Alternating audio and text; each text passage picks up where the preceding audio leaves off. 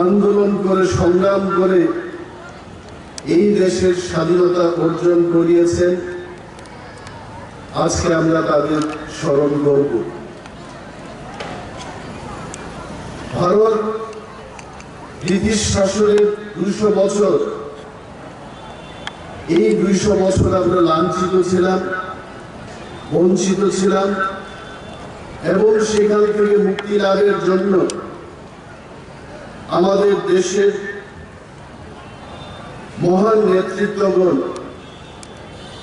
আমাদের জাতির পিতা মহাত্মা গান্ধীজি, নেতাজি সুভাষচন্দ্র বোস, ভগৎ সিং, ক্ষুদিরাম বসু, ওই সমস্ত মহান আত্মা এবং নেতৃত্বদের আজকে আমরা স্মরণ করব, যাদের দীর্ঘ এবং কঠোর সংগ্রামের মধ্য দিয়ে আজকে আমরা স্বাধীন ভারতবর্ষে বসবাস করছি। ভারতের স্বাধীনতা যাত্রা ছিল খুব দীর্ঘ। ইফ আই ক্যালকুলেট কারেক্টলি,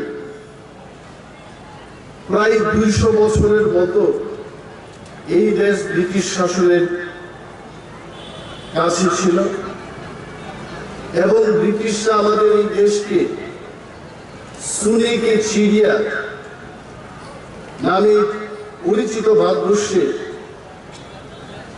তারা ব্যবসার জন্য এসেছিল এবং কারা ব্যবসা করতে এসেছিল আজকের এই দিনে, এই কথা আমার বলতে হয়। East India company, they came for business in India এবং তখন ইস্ট ইন্ডিয়া কোম্পানি তাদের ব্যবসাটাকে সারা দেশের মধ্যে ছড়িয়ে দিয়ে পরবর্তী সময় আমাদের এই দেশের নাগরিক বুদ্ধিজীবী অংশের মানুষ তার বুঝতে পেরেছে যে ব্রিটিশদের মূল লক্ষ্য ছিল আমাদের দেশকে শাসন করা এবং সেটা যখন বুঝতে পেরেছে আমাদের দেশের মধ্যে সেই কালের যারা বুদ্ধিজীবীরা তারা আন্দোলনে নামে।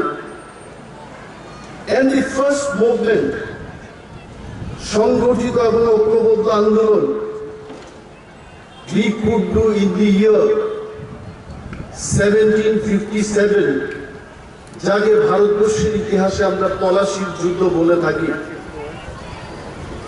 এবং সেই পলাশি যুদ্ধের সময় মীর জাফর নামে বাংলার একজন নবাবকে পুতুল বানিয়ে ব্রিটিশরা এই দেশের মধ্যে শাসনের একটা নতুন যুগ সূচনা করে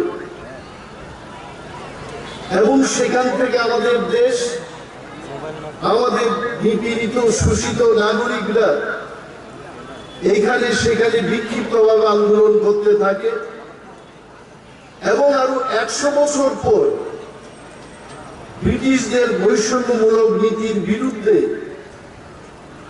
1857 সালে একটা বিদ্রোহ তখন হয়। সেই বিদ্রোহে দেশের ওই সময়কার যারা সৈন্যরা তারা বিরাট একটা প্রতিরোধ সংগঠিত করতে চেষ্টা করে, কিন্তু তাতে ওই দেশ ব্রিটিশদের উৎখাত করতে আমরা সমর্থ হয়নি। পরবর্তী সময় অনেকগুলো আন্দোলন হয়েছে দেশের মধ্যে। সেই সমস্ত আন্দোলনের মধ্যে মহাত্মা গান্ধীজির নেতৃত্বে অসহযোগ আন্দোলন, খিলাফত আন্দোলন, ভারত ছাড়ো আন্দোলন, এই সমস্ত আন্দোলনের মাধ্যমে আজকে আমরা স্বাধীন ভারতবর্ষ পেয়েছি এবং স্বাধীনতা লাভ করেছি। এবং ওই মহান ব্যক্তিদের আজকের এই মহৎ দিনে আমরা স্মরণ করব, যাদের কাছে সেই দিন স্বাধীন ভারতবর্ষের স্বপ্ন ছিল যে স্বাধীন দেশ আমাদের দেশের সমস্ত নাগরিক সম্মান এবং গৌরবের সাথে জীবনযাপন করবে।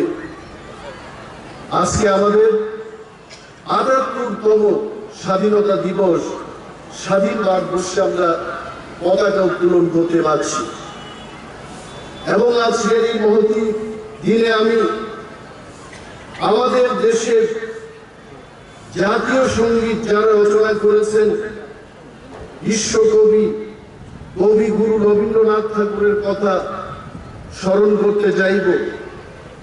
জনগণ মন আমাদের জাতীয় সঙ্গীত। এবং আরো একজন মহান ব্যক্তিত্ব, মহান লেখক, স্বাধীনতা সংগ্রামী বঙ্কিমচন্দ্র চট্টোপাধ্যায়কেও স্মরণ করব। ওনার বন্দে মাতরম এই সঙ্গীতটাও একই দিনে 24 তারিখ জানুয়ারি 1950 সালে আমাদের দেশ ঠিক 3 বছর পর, স্বাধীনতার 3 বছর পর এই দুইটি সঙ্গীতকে জাতীয় সঙ্গীত হিসেবে স্বীকৃতি দেয়। এবং আরো একটা কথা, যে আমাদের দেশের যিনি জাতির পিতা মহাত্মা গান্ধীজি আমাদের স্বাধীনতা দিবসে রোজা রাখার সিদ্ধান্ত নিয়েছিলেন, কারণ তিনি সেই সময় সহিংসতার বিরুদ্ধে প্রতিবাদ জানাচ্ছিলেন। এই আত্মত্যাগ আমাদের স্মরণ করিয়ে দেয় যে আমরা এই স্বাধীনতা কত কষ্টে অর্জন করতে পেরেছি। এবং আজকে এই স্বাধীনতা দিবসে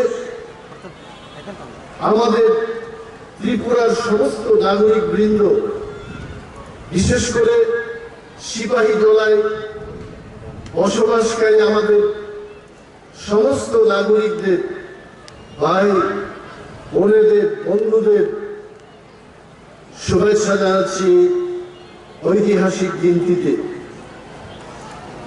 আমাদের